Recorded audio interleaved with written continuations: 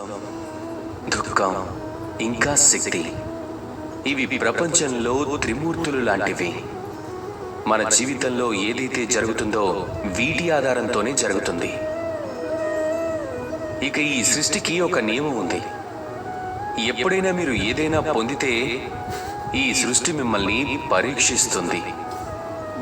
ఏం తెలుసుకోవడానికి మిమ్మల్ని పరీక్షిస్తుందంటే మీరు ఏదైతే పొందారో దానికి మీరు యోగ్యులు అవునా కాదా అని. ఇక అలాగే ఈ సుఖం, దుఃఖం, శక్తి ఇవి కూడా మిమ్మల్ని పరీక్షిస్తాయి.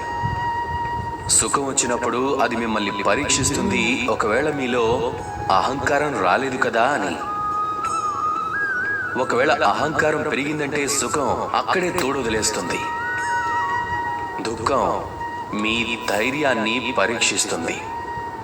ఒకవేళ మీలో ధైర్యం లేకుంటే ఇది మిమ్మల్ని ఇంకా ఎక్కువగా దుఃఖం అనే దట్టమైన అంధకారంలోకి నెట్టేస్తుంది.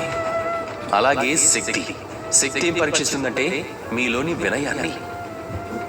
ఒకవేళ మీలో వినయం లేకుంటే ఒకటి ఈ శక్తి మీ తోడొదిలేస్తుంది, లేదా ఈ శక్తి ఎలాంటి విధేయత లేకుండా మీ అంతానికి కారణమవుతుంది. ఈ ప్రపంచంలో ఏ వ్యక్తి అయినా ఈ 3 పరీక్షలలో సఫలమైతే ఈ జీవితంలో తను సఫలమవుతాడు. రండి, అలాగే నాతో పాటు ప్రేమగా చెప్పండి, రాధా కృష్ణ.